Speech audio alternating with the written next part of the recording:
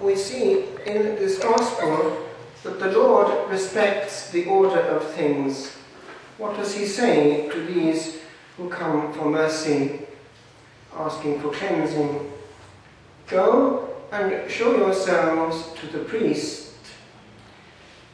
Therefore, he is inviting them to conform themselves to the Mosaic law, which required that cleansing from leprosy be recognized as such, because they were then able to come back into the society.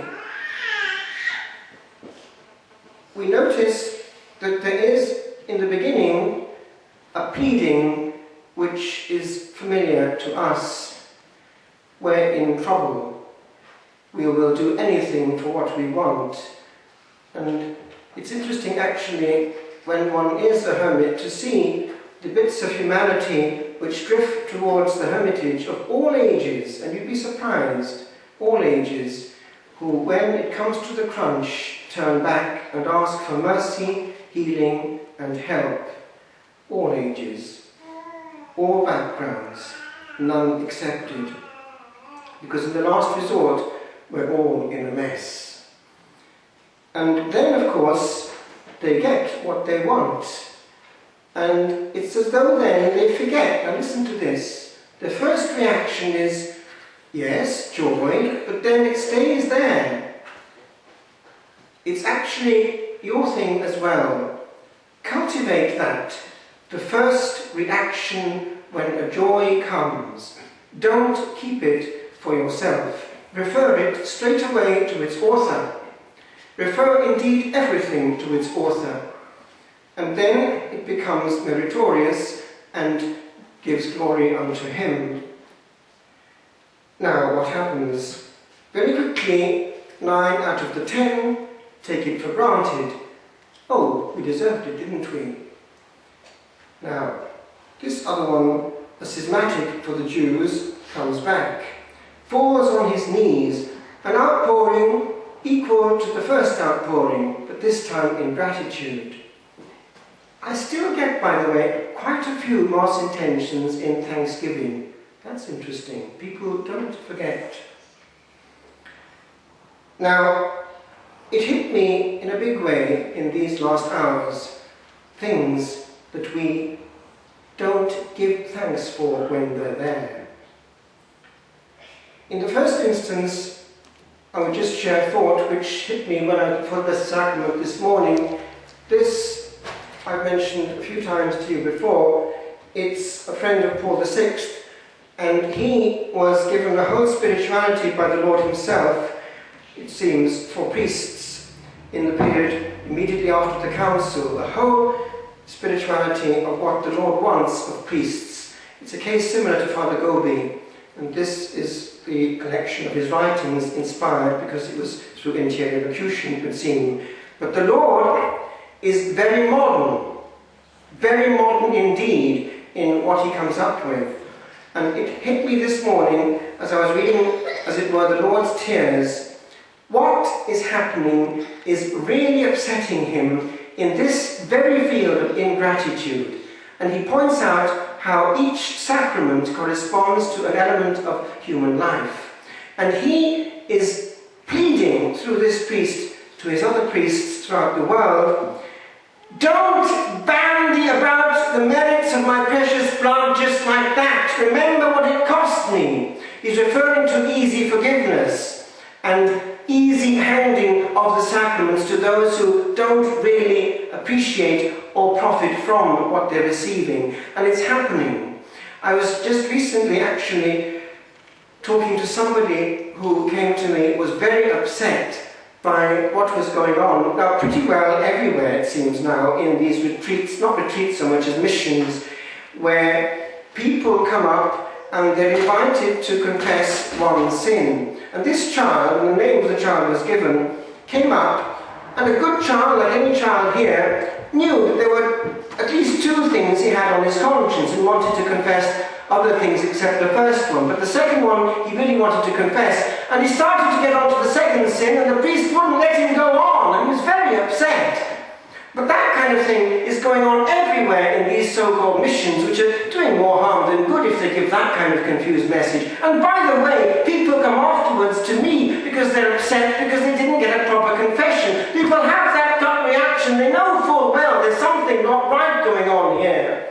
Now remember, my friends, the doctrine can't change. The Second Vatican Council essentially was a pastoral council, but our doctrine can't change. It was fixed already at Trent. And all the documents of Vatican II and the catechetics that come afterwards, including the Catechesis of the Catholic Church itself, have in their footnotes the Council of Trent, which gave us these irreversible dogmas. And it's quite clear. I remember when I was training for the priesthood in Rome, when we were having this conference, every year the Vatican forms future priests for hearing confessions in the Vatican itself, and the Pope meets them at the end. And they're very demanding, and it was told to us by the top notches there, defining what is actually necessary for a valid celebration of that sacrament. Every mortal sin for a Catholic, it can only be forgiven through confession in species and in kind, normally. Now remember that, because that is not something depending on human interpretation or the will. It cannot change. It's the structure of the Catholic Church. And if you don't understand it, we're not really Catholics, we're Neo-Protestants. So don't listen to what's around. Listen to the authority of the Church itself, which does not follow the mode. Now, I wanted, however, to bring it down to something which perhaps pertains to you also in everyday life, you children in particular. It hit me because I had to go back yesterday home to Wales because my mother fallen and broken her hip, and we had to see exactly what the situation was.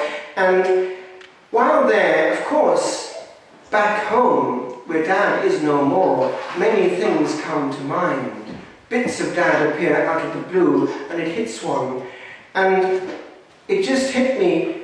There are things which, when the person is there, one doesn't really appreciate, and it's too late afterwards when they're no longer there to say thanks.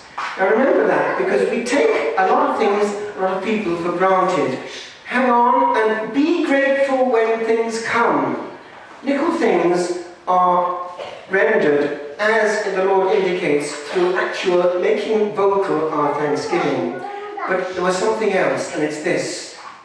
While at home, I rummaged amongst my old things, in my books and in my pamphlets and bits of the past, and I came across this, which Dad actually had picked up when I was in France.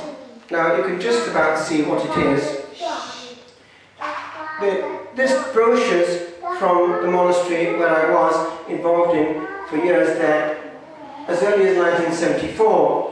And then I entered in 1976, but it's a long story because I went to the Carthusian, but then I came back there. But anyway, that was a big part of my life. And of course, coming into this, I opened it again, and of course, my novice master was there, and my other novice master, because I had one after the other, and all the memories hit you between the eyes, the cloister, everything. And in fact, this picture, there it is, I had it on my desk when I was a student in college, waiting to enter. I had it framed, and it used to speak to me quietly over my Latin books there. That is coming near every month. The quietness of that cloister, I remember in the midst of the noise of the university, because it breathes silence and otherness.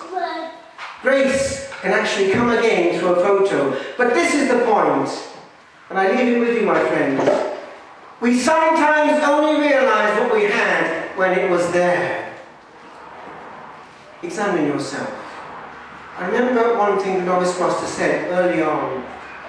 Il faut rester fidèle au premier appel. One must remain faithful to the first call. Where one has been warmed, where one has been touched, where the Blessed Sacrament has spoken to the heart, stay with that grace, because it may never come again.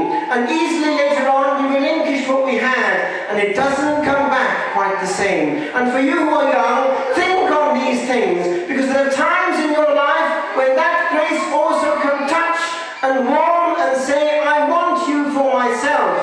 People are available when they're young, and they switch off, and later on they look back and they say, I wish I had listened. I'll leave you, my friends, with this. I remember one day in Italy, a Frenchman came to us and he said to us one day, he was on the vigil of his marriage, he said in French, "On y a tous pensé, we have all thought of it at some stage in our life. Il n'y avait personne pour nous y appeler, but there was no one there to call us." If the church, my friends, is missing out right now, it's because very few are calling forth vocations. My friends, there's nothing more beautiful than to give oneself to the Lord. And only if we listen while the grace is passing, we could enter into eternity and pass all our life and all eternity configured to Christ the High Priest. It's quite different, my friends, going through life, celebrating the sacred mysteries every day, confessing sins, and just settling for the minimum to get saved. And no one is saying these things. Even on Vocation Sunday, they just say, follow your vocation. But that's not the point, my friends. The Lord wants people for his own, and no one is actually calling forth. Okay, if that's the situation, but we must reap the consequences. I leave you, my friends. Don't miss the grace that could be yours, because we only come this way once. I leave you. I just had this out, my friends, but it's a tear that I shed when Dad was no longer there, or when he was just passing out. Because also remember, my friends, grace is very human. Don't take anyone or anything around you for granted.